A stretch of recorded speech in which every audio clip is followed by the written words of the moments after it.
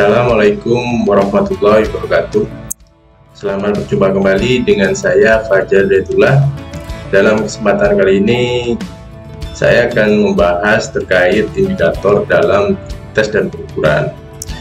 Materi ini adalah bagian dari mata kuliah tes dan pengukuran pendidikan jasmani dan olahraga. Jadi nanti di dalamnya kita akan membahas baik dari sisi tes dan pengukuran untuk olahraga pendidikan, yaitu instrumen tes dan penilaian hasil belajar, serta tes dan pengukuran dalam olahraga prestasi. Tentunya untuk mengevaluasi performa atau kemampuan dari atlet pada olahraga prestasi.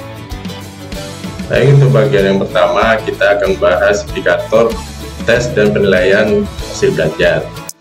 Indikator tes dan penilaian hasil belajar atau tes dan penilaian hasil belajar ini tentunya merupakan instrumen yang digunakan untuk mengevaluasi pencapaian hasil belajar gerak siswa, terutama pada mata pelajaran pendidikan jasmani, olahraga, dan kesehatan.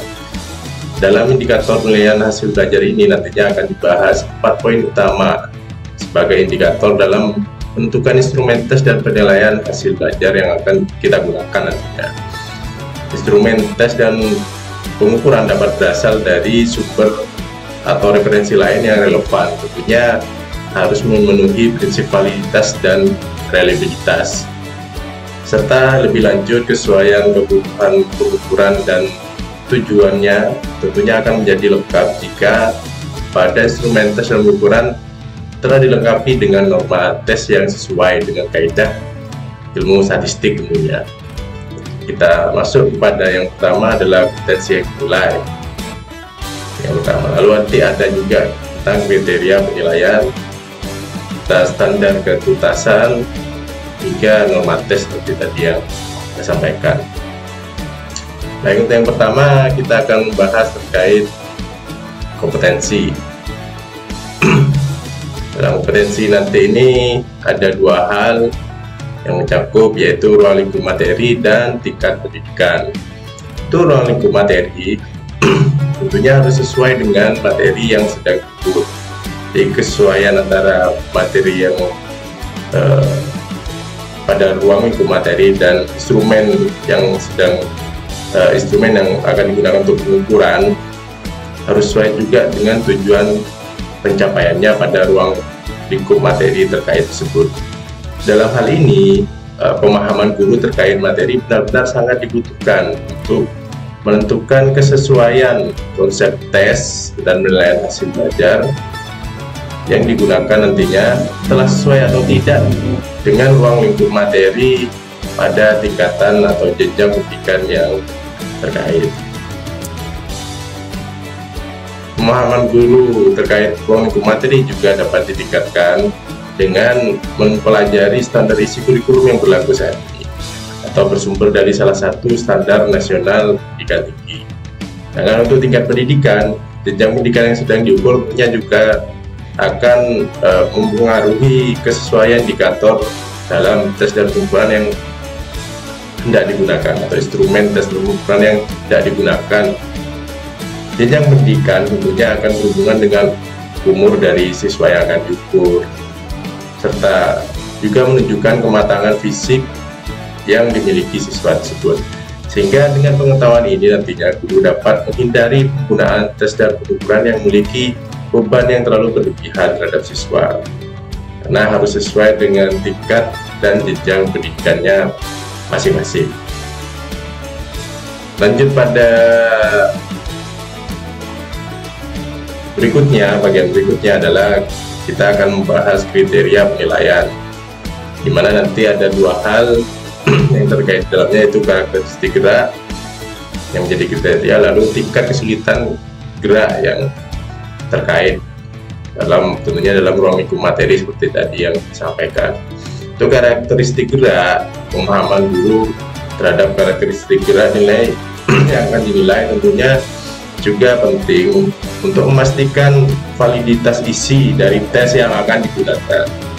Jadi ada validitas isi yang benar-benar harus menyesuaikan isi dari tes tersebut dengan materi yang sedang dinilai. Jadi validasi ini nantinya benar-benar terjamin dengan pengetahuan guru terhadap karakteristik gerak pada setiap ruang input materi yang ada.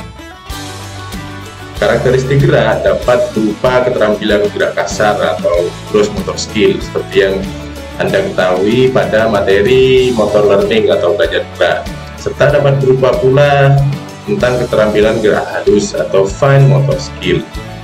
Ini gross motor skill ataupun fine motor skill dibedakan dengan melihat jumlah otot yang terlibat dalam gerakannya. Selain itu, karakteristik gerak juga dapat dibedakan dari kontrol geraknya, baik itu secara terbuka yaitu open loop control system ataupun kontrol gerak yang dapat dilakukan secara tertutup atau closed loop control system.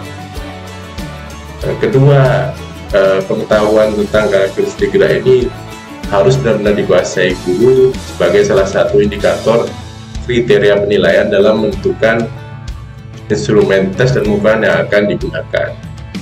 Sedangkan untuk tingkat kesulitan gerak, guru akan membutuhkan kemampuan dan keterampilan dalam memahami dua hal yang berbeda satu sama lainnya. Hal ini tentunya maksudnya tadi kemampuan dan keterampilan ini adalah dua hal yang berbeda. Kalau kemampuan dalam bahasa asingnya disebut ability, sedangkan keterampilan disebut skill. Ini dua hal yang berbeda satu sama lainnya. Hal ini tentunya sangat berhubungan satu sama lainnya terhadap tingkatan dalam berpikir yang dicetuskan oleh James Bloom atau Bloom. Ada high order thinking skill dan lower order thinking skill. Kemampuan ini dapat diartikan sebagai kemampuan siswa untuk melakukan gerakan dengan benar dan tepat walaupun belum diakhiri dengan performa yang terbaik yang dapat dia tampilkan. Mana jika dalam tahapan belajar gerak, kemampuan ini menandakan seorang atau siswa baru saja melewati tahapan kognitif dalam belajar gerak. Sedangkan untuk aspek keterampilan akan menunjukkan seseorang yang baru saja menguasai gerak dengan terampil setelah melewati proses tahapan asosiatif dalam konsep tahapan belajar geraknya. Tentunya ini nanti akan menuju pada tahapan autonomous atau otomatisasi yang merupakan tahapan akhir dari belajar gerak. Jadi kalau tadi kemampuan ada di antara tahapan belajar gerak kognitif dan tahapan belajar gerak asosiatif, sedangkan kalau keterampilan berada pada tahapan belajar gerak asosiatif hingga tahapan otomatisasi atau autonomous. Ini perlu dipahami oleh guru sebagai salah satu indikator dalam kriteria penilaian. Lalu yang ketiga adalah gender. Perbedaan gender ini bukan berarti kita menyalahi konsep bahwa laki-laki dan perempuan harus setara, namun lebih kepada perbedaan anatomis, maksud saya perbedaan anatomis antara laki-laki dan perempuan yang berbeda secara lahirnya, struktur tulangnya, lalu fungsi-fungsi ototnya, serta hormon-hormon yang mempengaruhi dalamnya. Jadi tadi saya sampaikan hal ini tentu tidak lantas menunjukkan ketidaksetaraan perlakuan pada gender yang berbeda. Tetapi hal ini justru atau perbedaan perlakuan ini justru dalam menunjukkan upaya keadilan sesuai kondisi masing-masing, baik laki-laki ataupun perempuan yang memang berbeda secara lahiriahnya. Selain hal tersebut, kondisi otot antara laki-laki dan perempuan ini jelas berbeda, karena tadi seperti saya sebutkan sedikit, sangat dipengaruhi oleh hormon yang dominan pada laki-laki dan hormon yang dominan pada laki-laki, yang hormon testosteronnya lebih dominan, sehingga kemampuan mengembangkan ototnya lebih baik daripada perempuan, hingga keterampilan geraknya, keterampilan fisiknya jauh lebih baik laki-laki daripada perempuan. Sehingga perbedaan teknis pelaksanaan tes tentunya perlu disesuaikan antara kedua gender yang berbeda tersebut. Oke, indikator berikutnya yang perlu diperhatikan dalam menentukan instrumen penilaian dan hasil belajar yang akan digunakan adalah terkait standar kompetensi minimum yang ada pada setiap tingkat pendidikan atau jenjang pendidikan tertentu. Ada dua hal yang akan dibahas pada indikator ini, yaitu muatan kompetensinya dan standar kompetensi lulusan. Jadi dua hal ini yang terkait dalam indikator standar kompetensi minimum untuk menentukan instrumen yang cocok yang mana. Yang pertama, kita akan bahas muatan kompetensinya. Kesesuaian konsep penilaian hasil belajar dengan muatan kompetensi tentunya perlu dipertimbangkan sebagai salah satu indikator dalam menentukan instrumen tes dan penilaian hasil belajar yang akan digunakan.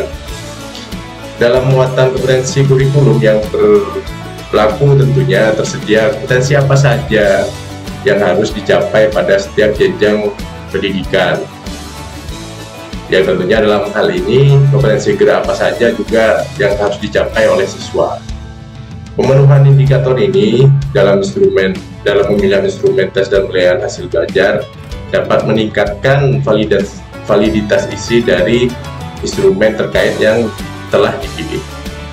Lalu sedangkan pada standar kompetensi khusus untuk instrumen tes dan penilaian hasil belajar yang digunakan untuk melakukan evaluasi pada akhir jenjang tingkatan pendidikan tertentu khususnya, maka perlu dipertimbangkan pula kesesuaian instrumen yang akan digunakan dengan standar kompetensi lulusan yang harus dicapai pada jenjang pendidikan tertentu. Pada umumnya setiap akhir jenjang pendidikan tertentu pasti ada melewati ujian tulis, juga dilengkapi dengan ujian praktek olahraga. Nah, ujian praktek olahraga inilah nanti yang akan digunakan untuk yang akan menggunakan instrumen tes penilaian hasil belajar gelar, sehingga nantinya siswa dapat dinyatakan lulus pada jenjang pendidikan tertentu jika sudah melewati standar kompetensi lulusan yang harus dicapai. Ini menentukan sudah mencapai standar kompetensi lulusan atau tidak, dapat menggunakan instrumen penilaian hasil belajar gerak yang tadi dipilih dan harus sesuai dengan standar tersebut. Lanjut pada yang ketiga, ada norma tes. Jadi untuk memilih instrumen tes dan penilaian hasil belajar gerak yang baik tentu harus dilengkapi dengan norma tes. Di norma tes nanti ini ada dua hal, ada rentang penilaian dan rumus statistik. Penentuan rentang penilaian juga menjadi aspek pendukung dalam norma tes sebagai salah satu indikator pelengkap dan penyempurna dari instrumen tes dan penilaian hasil belajar gerak yang digunakan. Penentuan rentang penilaian ini tentunya akan dipengaruhi oleh berbagai varian, terutama varian nilai yang diraih oleh siswa sebelumnya. Rentang penilaian yang digunakan dapat berupa skala seperti 1 hingga 4, 1 hingga 5, 1 hingga 3. Pada umumnya menggunakan 1 sampai 4 sesuai dengan skala penilaian dalam standar penilaian nasional tingkat tinggi. Yang mewakili skala ini yang mewakili penilaian atau pencapaian siswa pada setiap muatan kompetensi yang terkait. Selain menggunakan data skala, juga dapat menggunakan data ordinal. Biasanya data ordinal ini seperti data yang menunjukkan kategorinya dia masuk pada kategori apa, bisa sangat baik, cukup, atau kurang baik, atau sangat buruk. Nah, itu contoh dari tentang penilaian yang dapat berupa skala dan dapat juga berupa kategori. Jadi, kalau dua-duanya aja malah itu lebih lengkap, lebih bagus. Lalu ada rumus statistik yang dapat digunakan untuk menyusun rentakan penilaian tersebut, baik berupa skala maupun berupa ordinal. Nah, ini rumus statistik yang dapat digunakan. Ini untuk kategori data kategori dapat menggunakan rumus ini. Namun kategori rendah, sedang, dan tinggi ini juga dapat digantikan menjadi skala 1, 2, dan 3. Ini 3 rentang, ini 5 rentang ya, contohnya. Nah, ini ada M ini min atau rata-rata, dengan SD ini standar deviasinya. Oke, ini X ini skornya ya. Nah, ini skornya yang akan ditentukan. X skornya. Oke, jadi referensi rumus pengukuran ini saya kutip dari bukunya Aswar pada tahun 2012. Anda jadikan salah satu acuan juga dalam menentukan tentang penilaian. Hanya nanti perlu Anda siapkan juga penghitungannya secara statistik berdasarkan rumus tersebut. Tentunya harus menemukan nilai min dulu dan nilai standar deviasi. Pengetahuan Anda dalam ilmu statistik tentunya yang sudah Anda peroleh pada mata kuliah statistik dapat Anda gunakan dalam menghitung tentang penilaian yang saya tunjukkan. Nah, selanjutnya kita akan membahas indikator yang dapat menjadi acuan dalam penentuan instrumen tes dan pengukuran dalam olahraga prestasi. Dalam indikator tes dan pengukuran olahraga prestasi ini tentunya akan memiliki tujuan yang sangat berbeda daripada tes dan penilaian hasil belajar yang tadi sudah saya jelaskan. Karena target yang akan dicapai juga sangat berbeda. Kalau tadi hanya untuk pelajaran, ini untuk prestasi olahraga. Tes dan pengukuran dalam olahraga prestasi pada umumnya bertujuan untuk mengukur kemampuan atlet saat ini, atau juga dapat digunakan untuk mengukur peningkatan hasil dari latihan yang diraih atlet pada setiap cabang olahraga. Namun jika mengukur peningkatan hasil latihan, tes dan pengukuran yang dilakukan harus pada awal sebelum latihan, lalu nanti pada akhir latihan atau pada pertengahan latihan baru kelihatan peningkatan performa hasil latihannya seperti apa. Penentuan dan pengembangan instrumen tes dan pengukuran dalam olahraga prestasi ini tetap mengutamakan prinsip valid dan reliable, sama halnya dengan instrumen tes dan penilaian hasil belajar. Tentunya nanti harus pula dilengkapi dengan norma tes sebagai penyempurna dan pelengkap instrumen tes dan pengukuran dalam olahraga prestasi. Baik, dalam indikator tes dan pengukuran olahraga prestasi ini kita akan membahas yang pertama jenis pembakaran energi. Jadi kita harus memahami benar-benar cabang olahraga ini memiliki jenis pembakaran energi seperti apa. Lalu yang kedua adalah unsur atau aspek kebutuhan jasmani yang terkait di dalamnya, atau setidaknya yang dominan dalam cabang olahraga tersebut juga harus dipahami. Yang ketiga adalah biomekanika geraknya seperti apa pada cabang olahraga tersebut. Nah, yang terakhir sesuai tadi yang disampaikan adalah norma tesnya harus seperti apa, harus menjadi indikator atau panduan dalam memilih instrumen tes dan pengukuran dalam olahraga prestasi. Baik, untuk yang pertama kita akan bahas tentang jenis pembakaran energi. Sebenarnya pengetahuan ini sudah dijelaskan pada mata kuliah ilmu faal atau ilmu Rai yang membahas tentang metabolisme.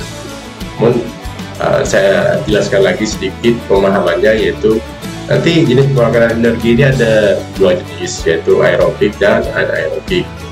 Untuk jenis pembakaran secara aerobik ini merupakan jenis pembakaran energi dalam otot yang melibatkan kontribusi oksigen di dalamnya.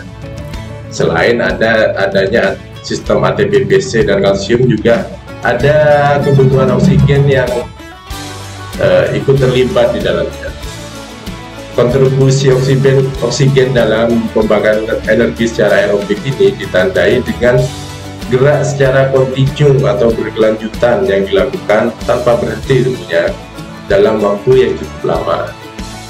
Memang jenis pembakaran energi ini nantinya akan berhubungan dengan aspek kebugaran jasmani daya tahan.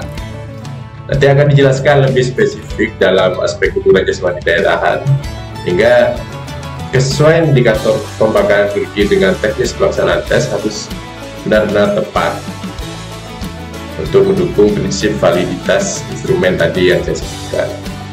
Sedangkan jenis pembakaran energi secara anaerobik merupakan jenis pembakaran energi dalam otot di mana membutuhkan tentunya tetap proses ATP-PC, namun dalam waktu yang cepat mungkin diproses. Didukung juga dengan asupan kalsium. Nah, jenis pembakaran energi secara anaerobik ini akan sangat erat terkait dengan contohnya aspek kebugaran jasmani kekuatan, kecepatan, dan aspek kebugaran jasmani lainnya yang membutuhkan pembakaran energi dalam otot secara waktu yang singkat. Jadi sudah jelas sekali kegiatannya. Bedanya seperti apa? Kalau anaerobik adalah gerak yang dilakukan dalam waktu yang singkat, sedangkan aerobik gerak yang dilakukan dalam waktu yang lama. Nah, batas waktunya yang menentukan singkat dan lama ini nanti yang mana? Kita akan membahas pada aspek kebugaran jasmani daya tahan. Jadi hanya aspek kebugaran jasmani daya tahan yang termasuk dalam jenis pembakaran energi aerobik. Kan lainnya termasuk dalam jenis pembakaran energi anaerobik. Oke, maka kita lanjut membahas tentang aspek-aspek kebugaran jasmani apa saja yang ada. Unsur kebugaran jasmani apa saja. Yang pertama ada endurance atau daya tahan. Nah, daya tahan ini adalah kemampuan atlet untuk bergerak secara konstan tanpa berhenti, ya, dalam waktu yang lama. Nah, itu kata kuncinya adalah tanpa berhenti dalam waktu yang lama. Ini aspek kebugaran jasmani daya tahan atau endurance. Dalam berbagai literatur yang berbeda terdapat pendapat yang tidak serupa. Ada yang menyebut lama itu batasnya 1 menit, ada yang 30 detik, ada yang 2 menit. Yang pada intinya tetap bergerak secara konstan dalam waktu yang lama. Nanti boleh dalam menentukan instrumen tes dapat menggunakan yang 1 menit, 30 detik atau 2 menit batas waktunya yang membedakan antara lama dan namun biasanya juga dipengaruhi dengan jarak yang digunakan, kalau itu berhubungan dengan lari ataupun alat lain yang bergerak dalam jarak-jarak tertentu yang terus panjang. Namun secara spesifik juga menyebutkan bahwa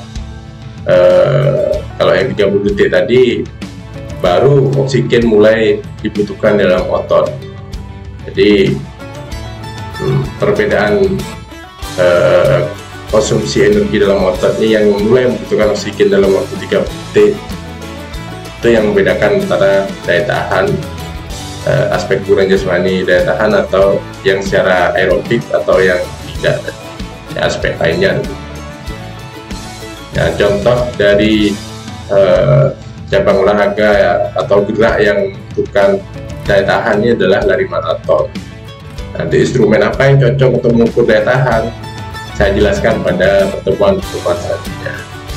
Nah, yang kedua adalah aspek kebugaran jasmani atau unsur kebugaran jasmani kekuatan atau strength.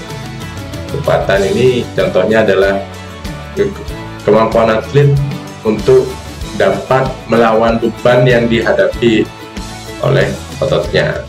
Misalnya mengangkat meja atau mendorong barang tertentu dengan berat tertentu, itu adalah salah satu contoh kekuatan. Jadi mengangkat, mendorong, itu bisa digunakan.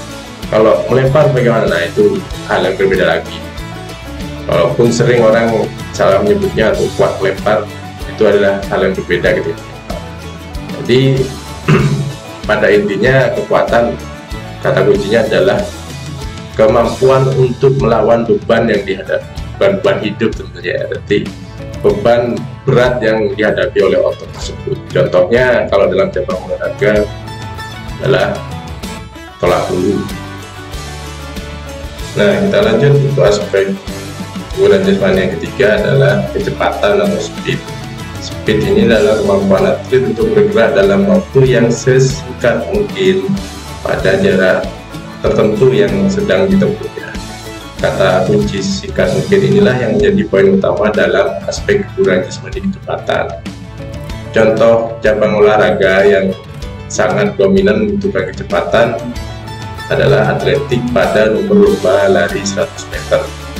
Jadi kalau lari 100 meter ini kan hanya 9 detik kalau rekor dunia. Kalau nasional mungkin hanya 10 sampai 12 detik, tidak sampai 30 detik. Ini yang dapat menjadi contoh dari aspek kebugaran jasmani kecepatan. Lalu berikutnya ada flexibility atau kelentukan. Sama prinsipnya dengan kelenturan, cuma bahasa ilmiahnya adalah kelentukan.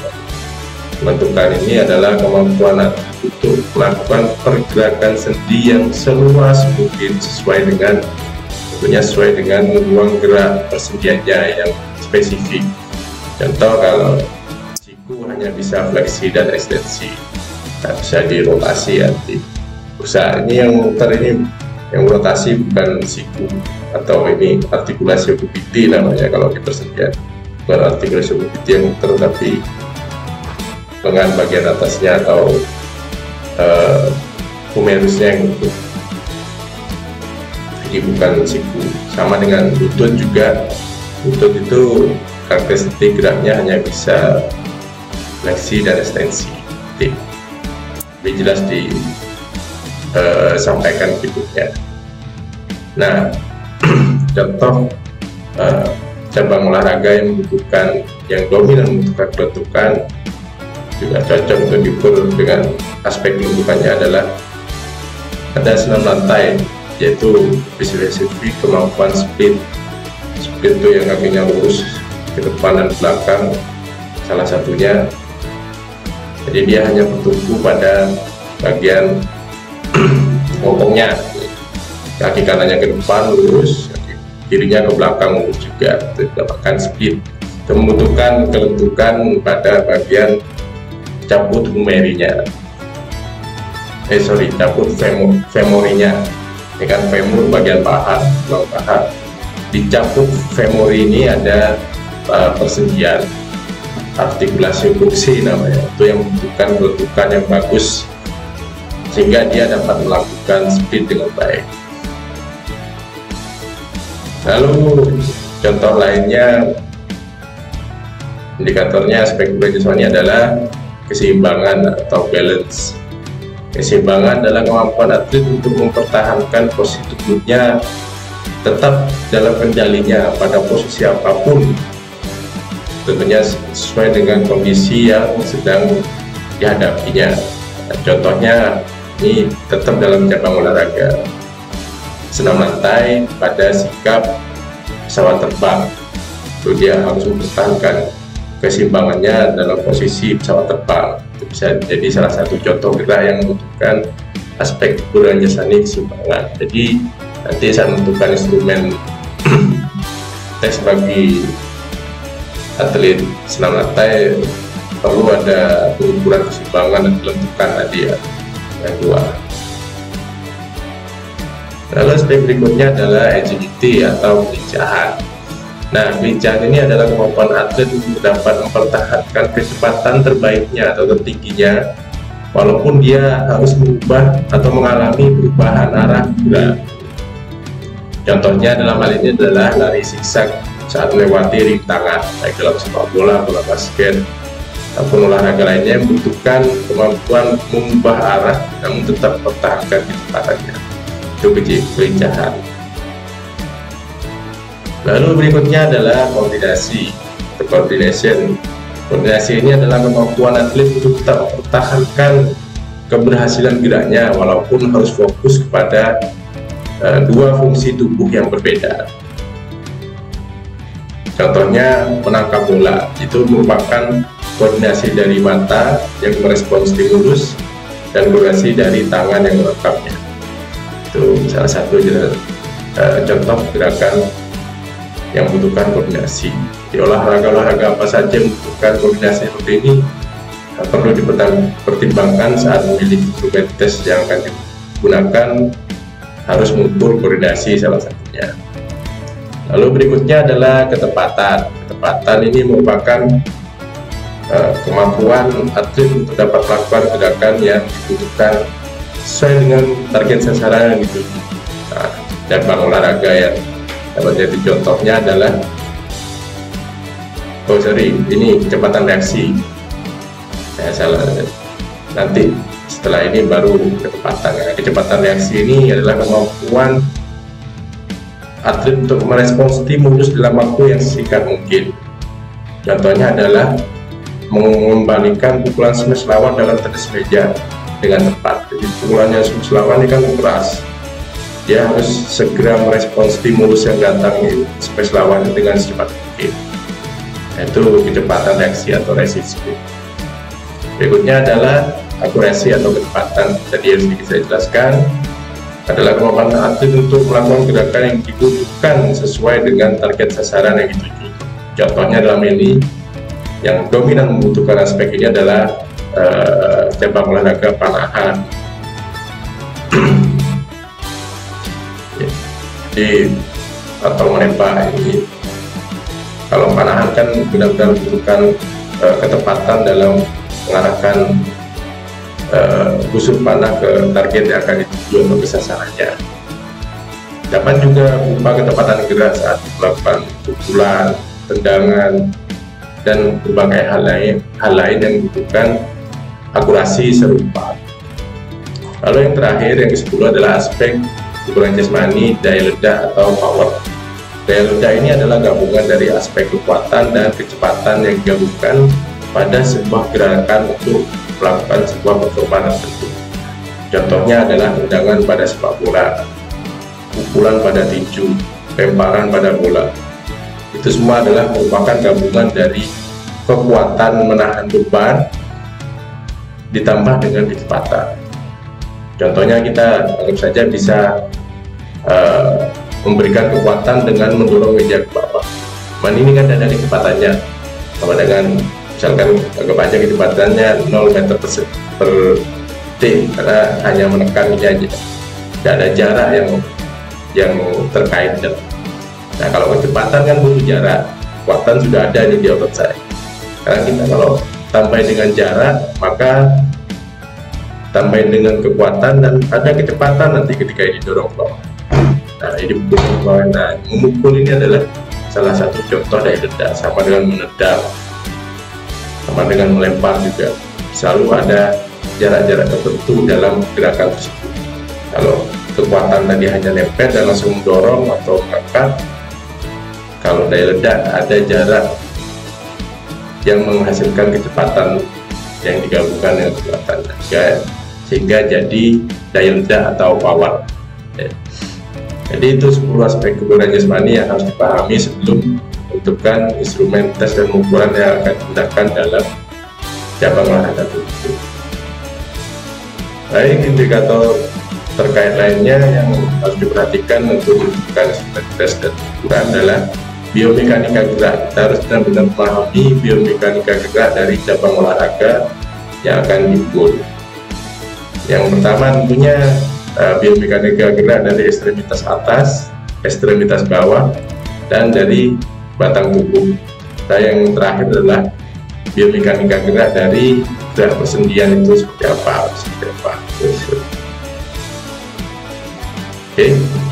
Nah, untuk yang ekstremitas atas, kita harus memahami ini adalah ekstremitas atas ini terdiri dari lengan atas, siku, lengan bawah, pergelangan tangan, dan telapak tangan hingga jari tangan. Itu adalah bagian tubuh yang terkait dalam ekstremitas atas atau anggota gerak bagian atas dua tangan, dari atas sampai bawah, kanan kiri.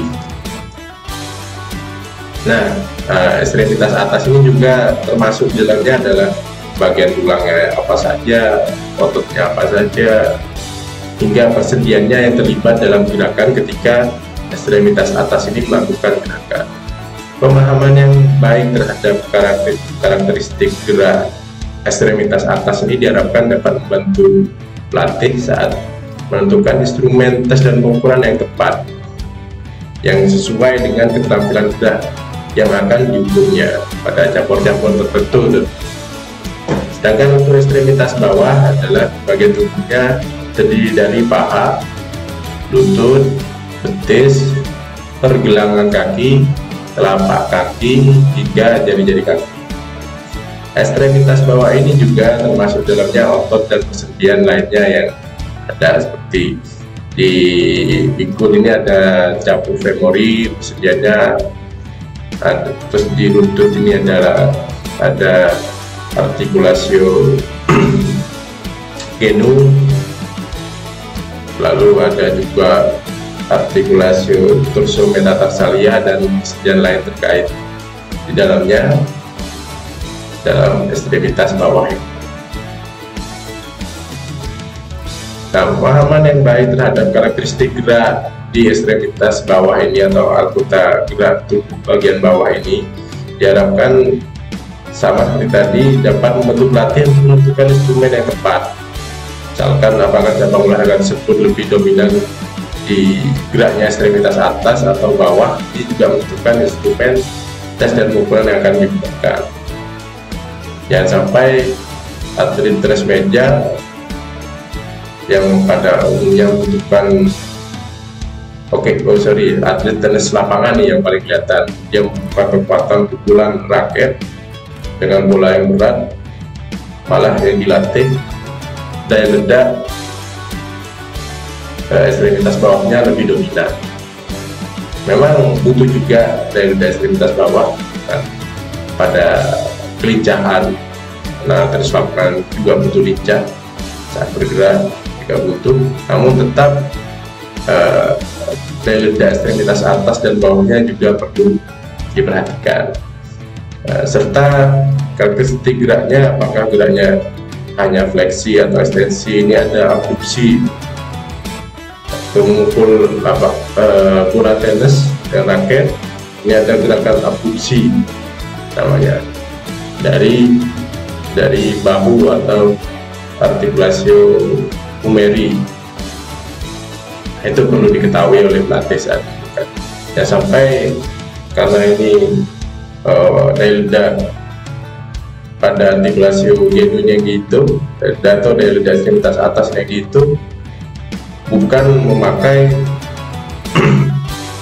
instrumen tes push up. Ini yang tepatnya push up, karena dia juga terjadi abduksi di artikulasio humerinya, malah menggunakan yang restop atau ini kan ke atas, beda karakteristik gerak. Kalau ini elevasi, harusnya yang instrumen tes yang geraknya adduksi gitu. Lalu yang ketiga adalah pengetahuan tentang batang tubuh. Bagian batang tubuh meliputi seluruh anggota badan yang terhubung dengan bagian tulang belakang atau vertebrae. Itu ada otot yang paling banyak. Kalau persendiannya rata-rata persendian yang mati atau tidak bergerak, seperti artikulasi intervertebralis atau artikulasio sternocostalis antara sternum dan costae, itu tidak ada yang menimbulkan gerakan yang dominan atau spesifik di sana, hanya gerakan minimalis di artikulasio intervertebralis atau persendian tulang belakang hanya menekuk sedikit saja ke depan, belakang, dan ke samping. Nah, pengetahuan ini lebih dominan pada otot apa saja yang ada di batang tubuh. Otot yang ada di batang tubuh ini biasanya menjadi salah satu otot yang menjadi faktor pendukung meskipun secara minor pada setiap gerakan itu. Seperti tadi melakukan pukulan dalam tenis meja ini dibantu oleh otot yang ada di dada. Walaupun mayornya ada di lengan sini, pasti tapi ada otot-otot kecil di bagian dada ini yang ikut andil sebagai mempengaruhi secara minor dalam gerakan tersebut. Lalu yang terakhir adalah kita tadi harus memahami gerakan persendian tersebut juga. Gerak persendian yang dominan pada variabel gerakan yang akan diukur nantinya harus menjadi perhatian khusus dalam menentukan instrumen tes dan ukuran yang digunakan. Keterbatasan gerak sendi tertentu harus menjadi perhatian karena kegagalan dalam memahami batasan gerakan sendi ini dapat mengakibatkan risiko cedera akan meningkat jika menggunakan instrumen tes dan ukuran yang tidak sesuai dengan ruang gerak persendian yang ada. Nah, indikator selanjutnya untuk menentukan norma tes dalam instrumen tes dan ukuran olahraga prestasi. Nah, ini sama tadi seperti instrumen tes dan penilaian hasil belajar berat, juga harus diperhatikan tentang kategorinya dan rumus statistiknya. Pemenuhan tentang kategori dalam instrumen tes dan ukuran tentunya dapat menjadi salah satu indikator pelengkap dan penyempurna dari instrumen tes dan ukuran pada olahraga prestasi. Penentuan tentang penilaian ini nantinya akan dipengaruhi sama seperti tadi. Kalau tadi dipengaruhi oleh nilai sebelumnya, ini adalah dipengaruhi oleh varian atau performa atlet sebelumnya, skor sebelumnya. Rentangan kategori yang ditentukan dapat berupa data skala sama tadi ataupun data ordinal. Data skalanya bisa 1 hingga 5, data ordinalnya bisa kategori sempurna, sangat baik, cukup, kurang baik, atau buruk sampai terakhir. Jadi sama-sama bisa menggunakan data skala ataupun data ordinal.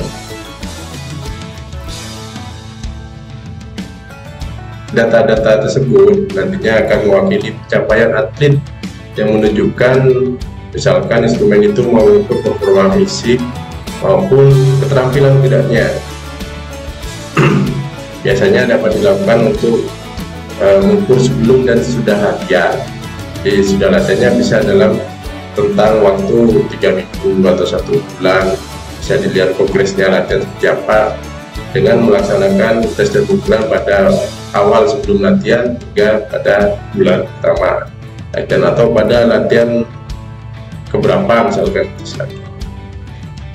Nah, data ordinal ini tadi sudah saya jelaskan dapat seperti sempurna dan tidak, atau baik sekali, baik, kurang sekali, hingga kategori buruk. Nah, ini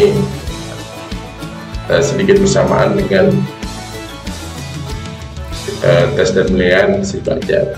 Itu pula dengan penggunaan rumus statistiknya juga sama. Jadi dua hal yang berbeda. Hanya instrumen tes pada penilaian hasil belajar kita, instrumen tes pada olahraga prestasi, itu yang membedakan adalah karakteristik dan tujuan utamanya adalah untuk apa. Penilaian hasil belajar tadi indikatornya adalah tujuannya adalah untuk mengukur pencapaian hasil belajar, sedangkan pada olahraga prestasi adalah untuk mengukur pencapaian hasil latihan yang sudah dia lakukan selama rentang waktu tertentu. Itu kedua perbedaan yang bisa disampaikan untuk membedakan indikator apa saja yang terkait dalam pemilihan instrumen tes dan penilaian hasil belajar, serta indikator apa saja yang dibutuhkan untuk penilaian instrumen tes dan ukuran dalam olahraga prestasi. Baik, cukup sekian materi yang saya sampaikan. Akhir kata, saya memberikan mohon maaf jika ada yang kurang berkenan atas segala yang saya sampaikan dalam materi ini. Akhir kata, wabillahi taufiq wal hidayah. Wassalamualaikum warahmatullahi wabarakatuh.